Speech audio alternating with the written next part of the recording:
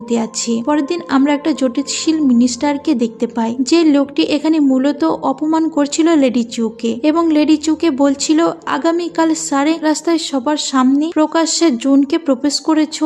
এই লোকের নাম হলো চাউয়ান, সে মূলত মিনিস্টার এবং সবার সামনে চো ফ্যামিলিকে অত্যন্ত অপমান করছিল আর বলছিল জুন তো কখনোই তোমাকে মেনে নেবে না, তোমার মতো একটা বাজারি মেয়েকে কেই বা বিয়ে করতে চাইবে। তখন লেডি চুয়ের অনেক রাগ হয়ে যায়। এখানেই সেন ও এসেছিল, মানে তার প্রাক্তন প্রেমিক। তো এর কিছুক্ষণ পরে আমরা জুনকে এবং ইয়ানকে এদিকেই আসতে দেখি। জুন তখনই এসে বলে কি আপনাকে বলেছে যে আমি ওকে মেনে নিইনি। আবার চুপি চুপি ইয়ান কিন্তু কিছু পাথরও ছুঁড়ে মেরেছে চাউয়ানের কপালে, তাতে ওর কপালটা অনেক কেটেও গিয়েছিল। যাই হোক, এখানে ইয়ান এবং জুন দুজনেই অপমান করে চাউয়ানকে আর বলে যে তুমি নিজেকে সংযত করো আর মেয়েদের অপমান করা বাদ দাও। তখন চাউয়ান বলে তোমাদের দুই ভাইকে আমি দেখে নেব, ভুলে যেও না আমি একজন মিনিস্টার। ঠিক তখনই রাগ হয়ে যায় লেডি চুয়ের এবং ওর হাতে থাকা চাবুক দিয়ে ওকে আঘাত করতে গেলে তখনই সেনের স্ত্রীর সামনে এসে যায়। তখন সেন তার স্ত্রীকে সামলে নেয়। তখন চাবুকের আঘাতে উপর থেকে একটা কাপড় নিচে পড়ে যায় আর তার ভিতরে ইয়ান এবং একই সাথে লেডি চু দুজনে ভিতরে আটকে যায় এবং কিছুক্ষণ পরে আবার দুজনে বাইরে বের হয়ে আসে। যাই হোক, জুন বলে এখানকার কাহিনী মিটে গিয়েছে, চাউয়ান তুমি আমাদের উপর রাগ করো না। কিন্তু চাউয়ান বলে তোমাদেরকে আমি দেখে নেব